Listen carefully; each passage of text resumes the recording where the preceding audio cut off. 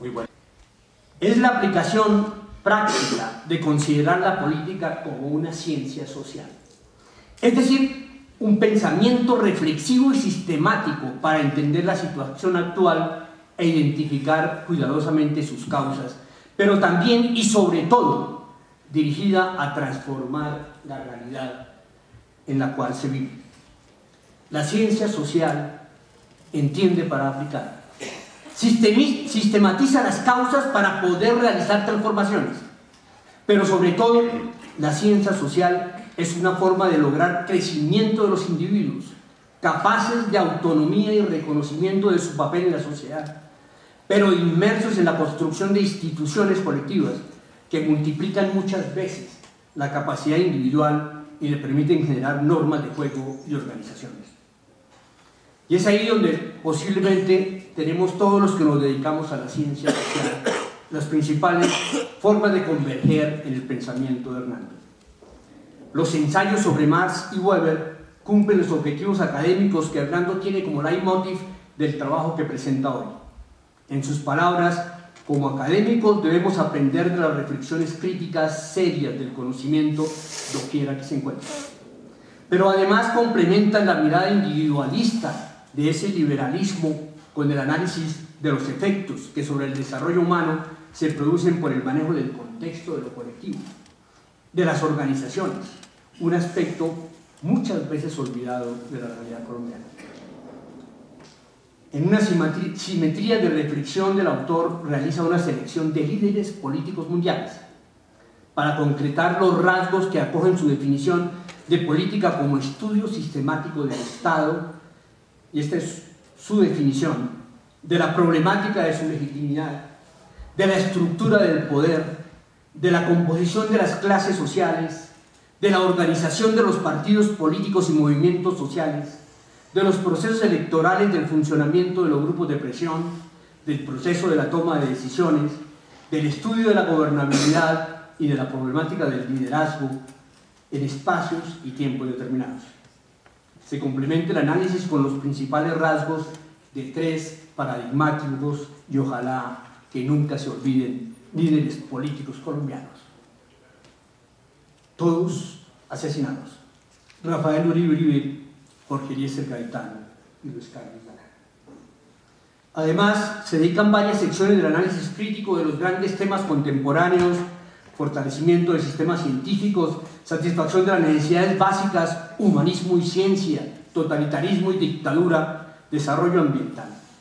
Y se resaltan los problemas que con mayor énfasis afectan a América Latina y a Colombia: la paz, el militarismo, la justicia social, el caudillismo y el liderazgo político.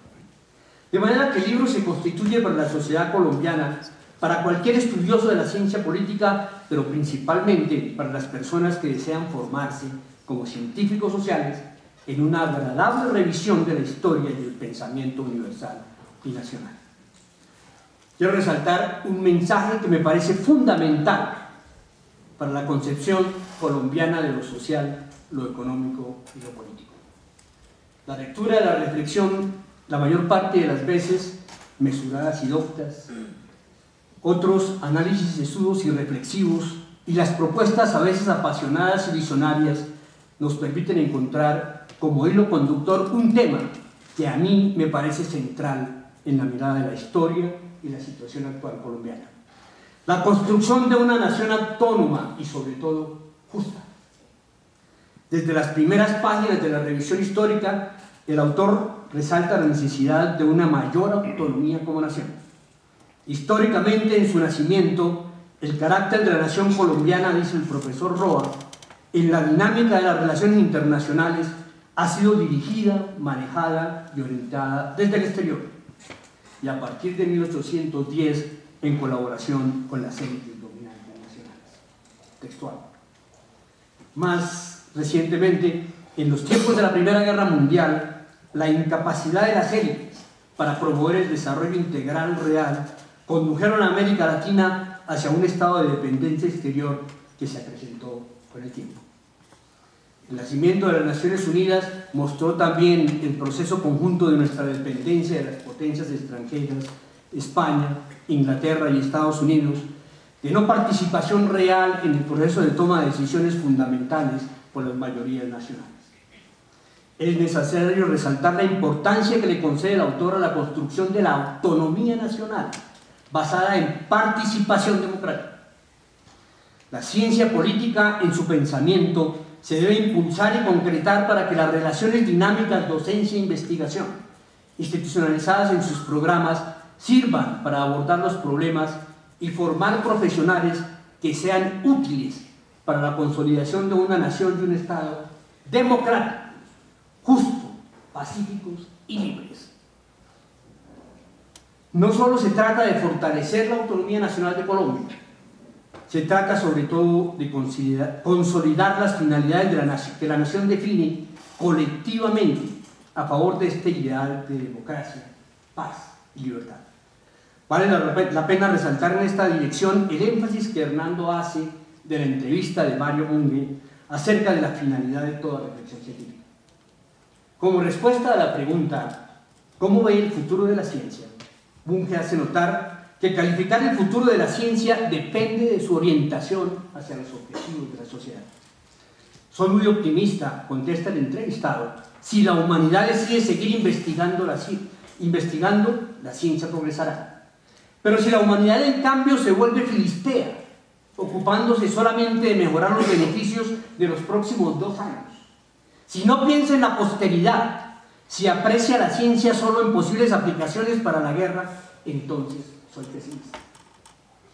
De manera que la ciencia debe juzgarse según el objetivo que la sociedad busca con ella.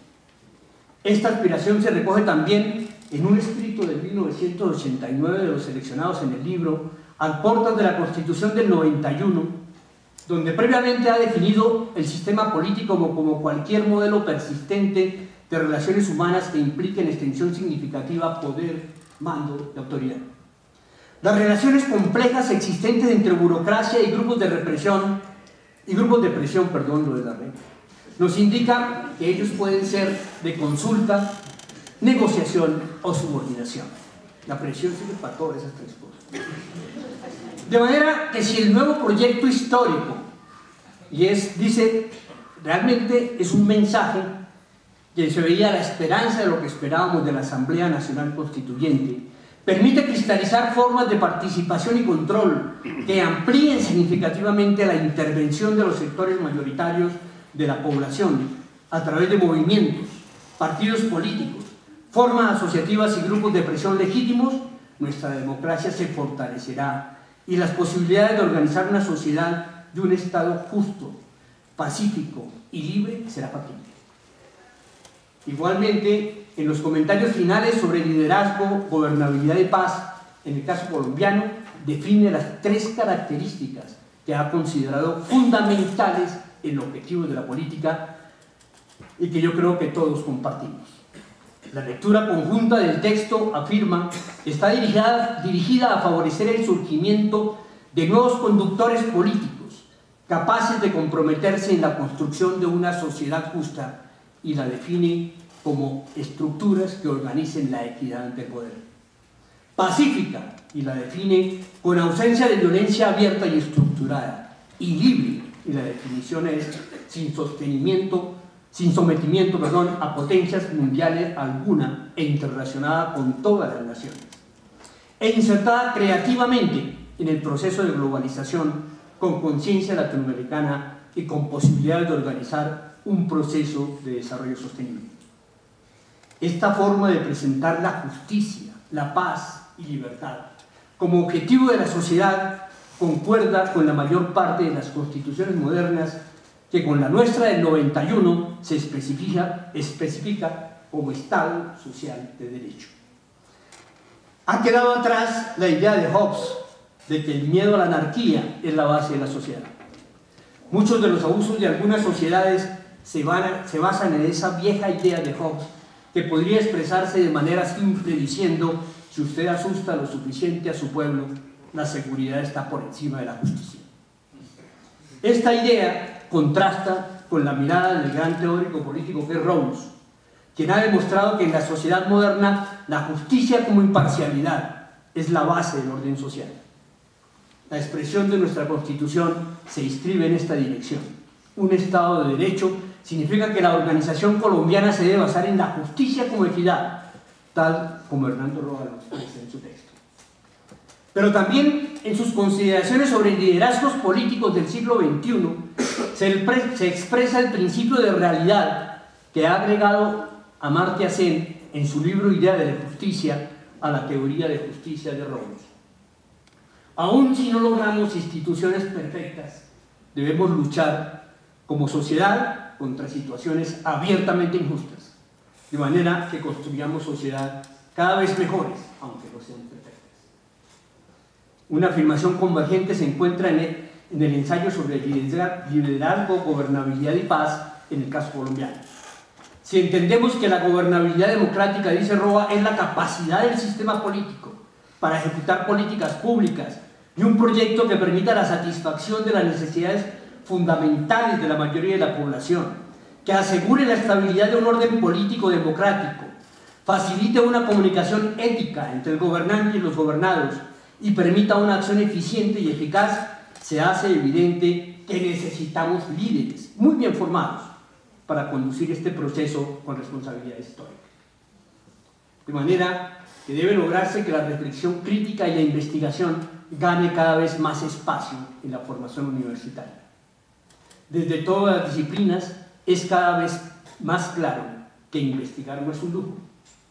Sin llegar al extremo de la afirmación que se atribuye al sociólogo Germán Rama, que para solo repetir conocimiento la universidad es redundante, se puede afirmar que la universidad sin investigación implica calidad deficiente. Un segundo elemento sugiere la lectura de este libro rico en ideas y reflexiones. En toda la ciencia social y en la política en particular es necesario tener marcos teóricos consistentes y de alta capacidad de explicación de los fenómenos sociales. Esta, por supuesto, es una condición indispensable, pero tomando la afirmación de Leibniz de que la política es el arte de lo posible, o en su versión moderna de Murras, de que el arte de hacer lo necesario. La política e incluso la estrategia política de todas las ciencias sociales implica la necesidad de aplicar el conocimiento para transformar la realidad.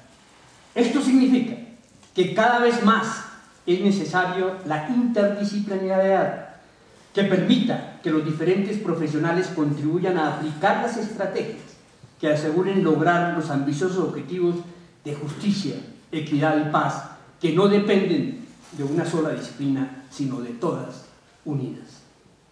En el mundo actual, es la capacidad de crear, absorber y aplicar conocimiento el elemento central de todo desarrollo. Por eso, vale la pena resaltar las afirmaciones del libro de Hernando cuando define al maestro como el que formando impulsa el proceso de recreación del conocimiento y el que fertiliza la realidad compleja e inagotable de lo humano. Ante todo, quiero felicitar a Hernando Roa por haber sistematizado y recopilado su producción intelectual y su reflexión sobre la ciencia política. Igualmente a la universidad que ha emprendido estas publicaciones que seguramente redundarán en beneficio de todos los estudiantes. Invito a leer y reflexionar sobre estos textos escogidos y utilizarlos en el avance de la investigación de la ciencia política y el trabajo interdisciplinar. Muchas gracias.